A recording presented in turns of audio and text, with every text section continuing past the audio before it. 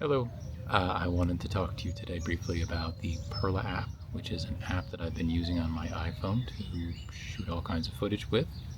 I saw a video about 3 weeks ago from WRN Films, which demonstrated what the app could do, but highlighted two of its features which really drew me in, which one is that it shoots open gate, and two, that the app records log footage.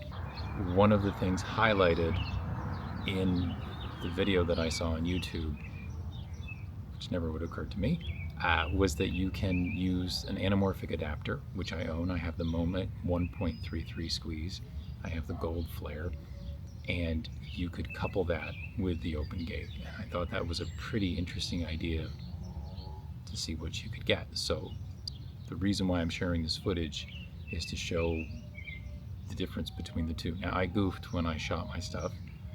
I think because I'm so used to seeing the Blackmagic open gate, which I believe shoots in 4.3. The sensor on the iPhone, I've discovered since shooting this, is 3.4. So I got that a little wrong. Forgive me. But I think the results are still kind of interesting. What I was trying to highlight, which was kind of why I would be using open gate, these situations where I've got the very tall water tower in the background, but I'm also trying to capture the basketball hoop. And you can see the difference being that when I'm shooting open gate, that I'm getting all of the hoop and more. And I also have all of the water tower in the background. And so for a number of these comparisons, that's really what I was trying to showcase, was how much more headroom I'd have, or if I could capture everything.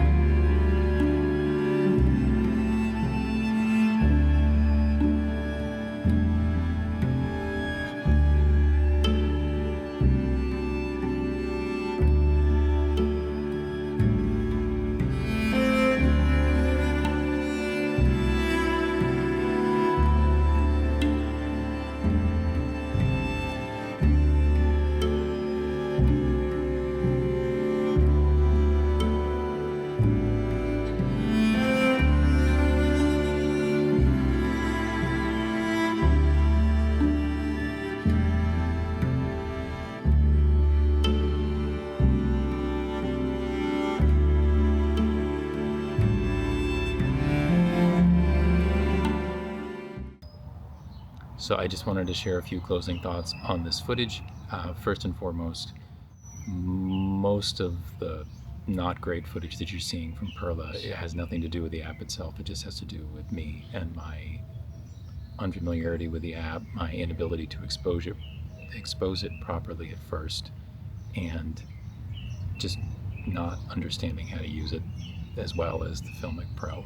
So there are a number of times where early on I was shooting in Log-C because I used that for my color space transform in DaVinci, and what I discovered was I did not get the results I wanted with that. So I switched over to S-Log3, and I found that with the LUTs that come with DaVinci, that just seemed to work better. Now,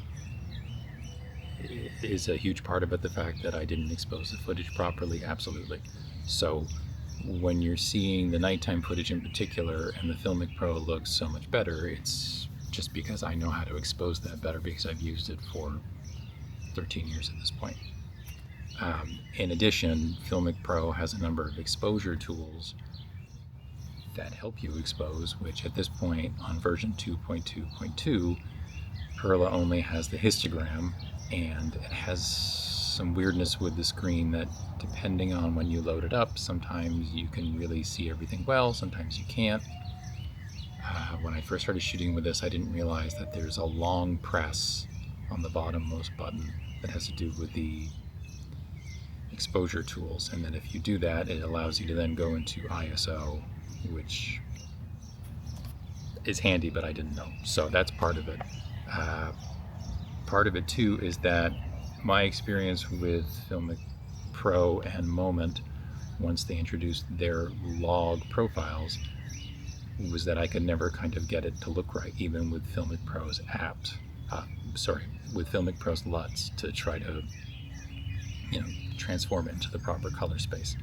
I never got that to work properly. I was never happy with it, so I always shoot in Filmic Pro in the flat profile, and that seems to work best for me.